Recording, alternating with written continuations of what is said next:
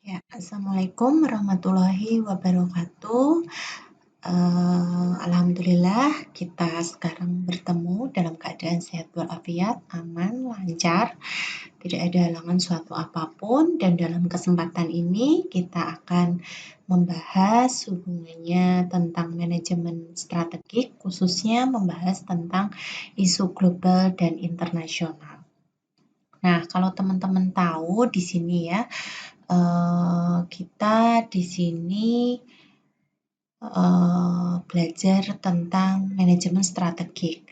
Lalu apa hubungannya ya Bu tentang isu global? Nah, beberapa pertemuan sebelumnya kita diawali dari pengembangan visi misi, setelah itu untuk membuat tujuan jangka panjang kita juga perlu melakukan pengukuran eksternal maupun internal hingga akhirnya kita mengevaluasi, memilih strategi hingga mengimplementasikan strategi. Lalu implementasi strategi juga diperdalam lagi dengan isu pemasaran, keuangan, akuntansi, R&D, dan SIM. Juga adanya evaluasi kinerja. Nah, dalam kesempatan ini kita belajar di tahapan langkah manajemen strategik selanjutnya, yaitu berhubungan dengan isu global dan internasional. Nah, untuk isu global, kalau teman-teman kita berbicara tentang global, berarti otomatis wacana kita adalah tentang dunia luar negara kita, gitu ya. Jadi kita sudah tidak berpikir secara domestik lagi, tetapi kita sudah berpikir ke arah luar negeri, gitu ya. Pasti harapannya menyangkut ekspor, gitu ya. Nah, kalau usaha gitu ya, misalkan kita sudah punya usaha, maka kita perlu berpikir bagaimana hingga usaha kita ini semakin berkembang gitu ya, hingga juga bisa menembus dunia luar. Maka kita pun perlu dalam langkah manajemen strategik perlu untuk mengetahui tentang isu global. Nah, isu global di sini telah dituliskan bahwa otomatis akan ada yang namanya persoalan lintas budaya dan bangsa, gitu ya.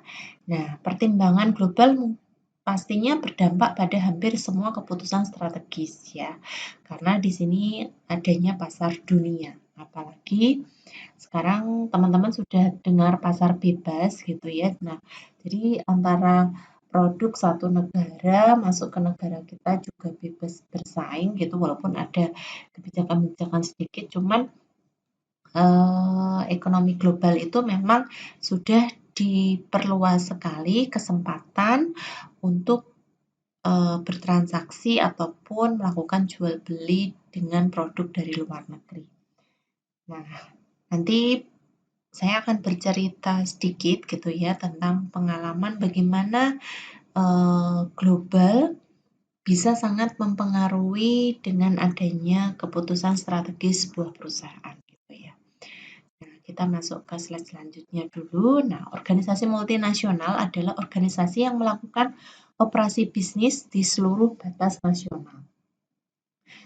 Nah, tentu organisasi multinasional di sini pasti akan mengalami permasalahan yang lebih kompleks ya gitu, karena bahasanya menjadi lebih luas gitu. Ketika domestik berpikirnya lebih sempit. Nah, ketika dia sudah menjadi organisasi multinasional, nah otomatis beberapa hal yang perlu diperkirakan akan lebih kompleks gitu ya, karena lingkupnya juga lebih luas gitu ya. Otomatis membutuhkan waktu dan tenaga ekstra untuk mengidentifikasi dan mengevaluasi tren dan peristiwa eksternal dalam perusahaan multinasional dibandingkan dengan perusahaan yang hanya bergerak dalam lingkup domestik seperti itu ya. Nah, hal ini tentu sejalan dengan prinsip ya ekonomi yang memang sering kita dengar. Jadi ketika resiko besar, maka kemungkinan untungnya juga lebih besar. Sebaliknya, ketika resiko kecil, maka keuntungannya juga kemungkinannya lebih kecil gitu ya. Nah, untuk beberapa hal ini yang perlu kita perhatikan gitu ya. Nah, berarti kalau kita mau untung besar pasti ada resiko besar, no Bu. Nah, Ya, itu relevan, cuman kan kita bagaimana bisa meminimalisir semua eh, resiko itu hingga nanti kita misalkan terjadi resiko terburuk pun kita tidak dalam kondisi terburuk gitu. Makanya perlu kita mempersiapkan gitu ya, perlu kita memperhatikan juga aspek global, khususnya adalah untuk perusahaan yang memang dia sudah lintas multinasional, yang sudah bukan lagi hanya lingkup domestik gitu ya. Nah, untuk keuntungan operasi internasional ini tentu pangsa pasarnya lebih luas gitu ya. Nah, diversifikasi resiko ekonomi gitu. Diversifikasi ini artinya dia menjadi lebih luas ya pemasarannya, sehingga istilahnya ketika kita menaruh telur itu tidak hanya satu keranjang gitu ya, tapi beberapa keranjang, sehingga apabila di satu pangsa pasar redup gitu misalkan, nah di pangsa pasar yang lain masih ada kemungkinan untuk tidak redup gitu ya. Nah, maksud dari diversifikasi seperti itu. Nah, ini produksi rendah biaya, bahan baku, dan tenaga kerja. Karena ini memungkinkan apabila misalkan buka di negara lain itu ya, nah memungkinkan juga gitu ya, kita biaya produksinya lebih rendah.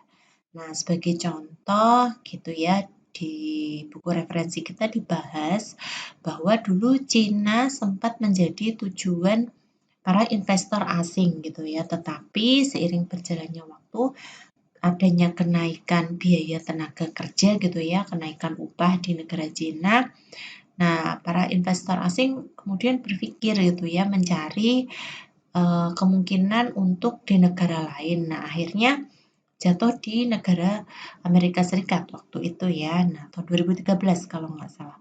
Nah, kenapa jatuh di Amerika Serikat? Ternyata di sana untuk bahan baku seperti minyak dan gas bumi lebih murah gitu ya di Amerika Serikat, sehingga tentu ini sangat menarik para investor asing karena ketika minyak dan gas buminya murah, misalkan itu digunakan sebagai bahan baku untuk pembuatan produknya, nah otomatis biaya produksinya lebih bisa ditekan. Nah, ketika biaya produksi lebih bisa ditekan, otomatis produk itu akan bisa lebih bersaing gitu ya. Tentunya ini dikatakan dengan kualitas yang sama bagusnya gitu ya. Tapi tentu investor asing di sini akan mencari tempat di mana bisa berproduksi dengan biaya produksi yang paling murah gitu ya.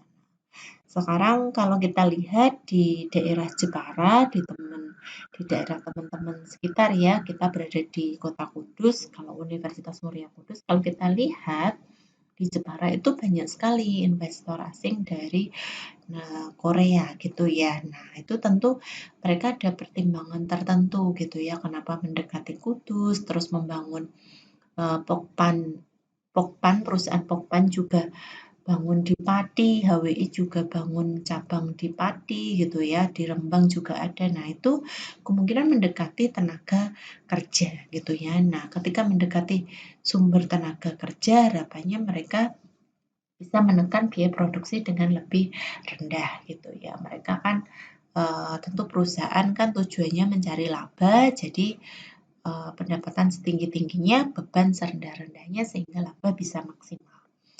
Gitu ya.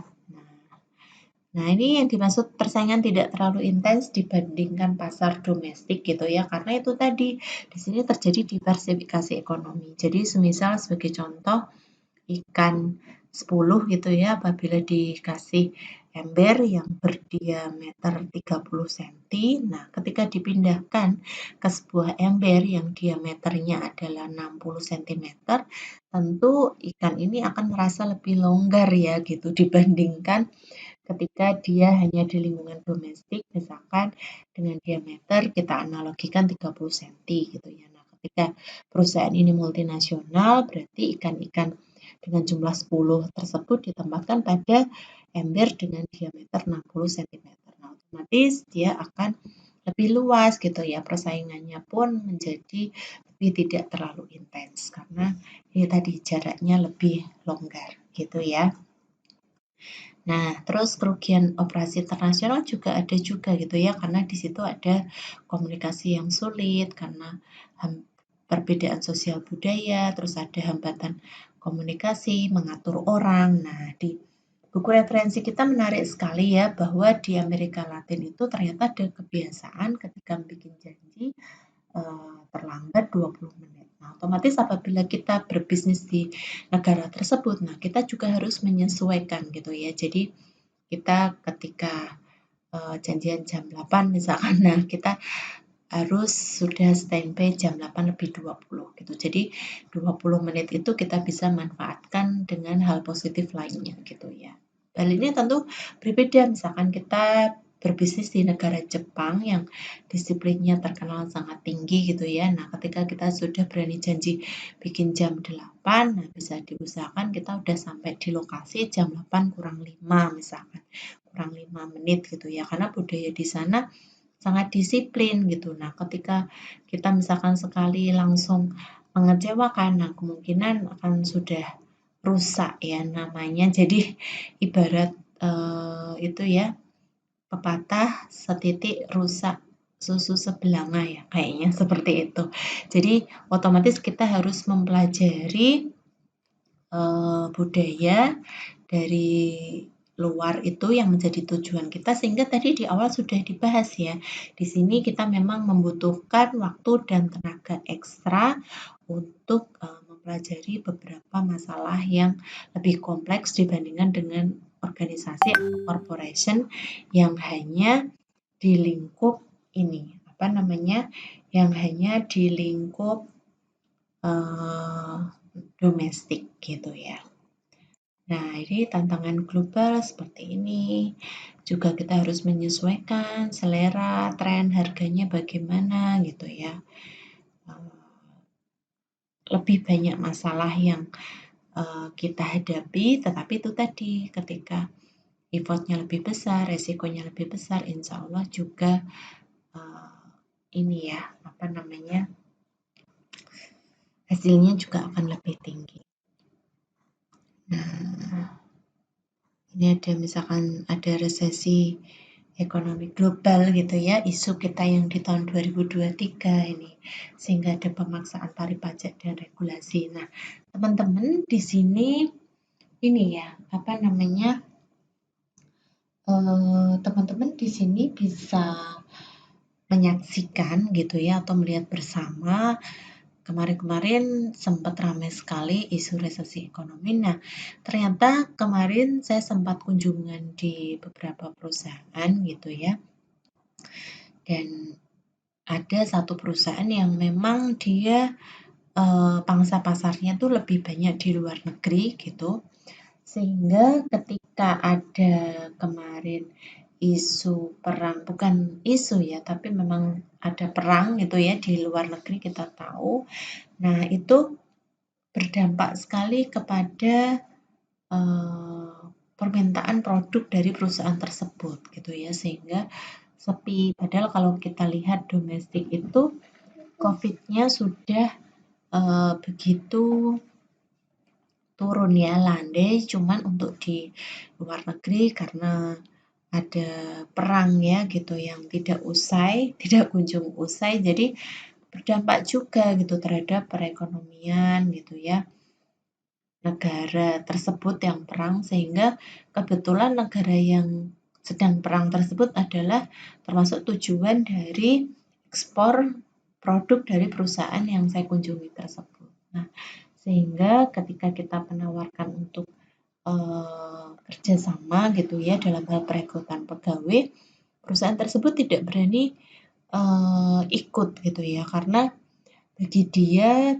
bisa mempertahankan karyawan yang sekarang sudah atau masih bekerja saja sudah bagus gitu ya. Jadi caranya mereka mengurangi jam kerja, misalkan biasanya Senin sampai Jumat, nah itu hari Senin diliburkan, nah hanya masuk Selasa sampai Jumat.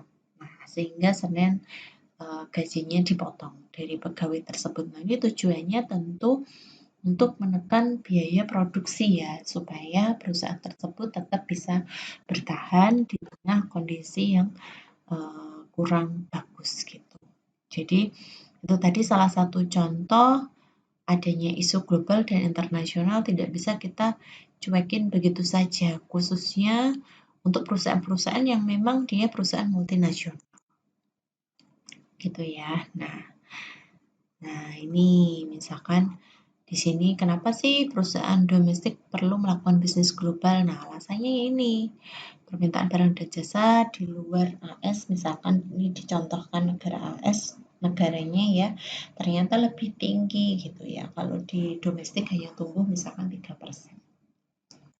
Gitu ya. Ini beberapa tambahan penjelasan dari saya gitu ya. Teman-teman yang lain juga PPT-nya bagus, pembahasan materinya bagus, cuman di sini saya hanya ingin menambahkan beberapa hal yang ingin saya tambahkan supaya menambah hasanah, wawasan, dan pendalaman teman-teman semua.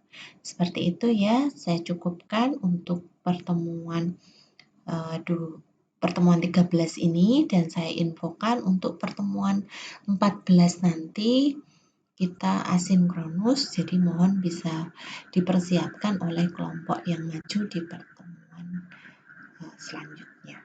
Seperti itu ya, semoga bermanfaat. Saya akhiri. Selamat mempelajari lebih lanjut juga tentang isu global dan internasional. Terima kasih. Wassalamualaikum warahmatullahi wabarakatuh.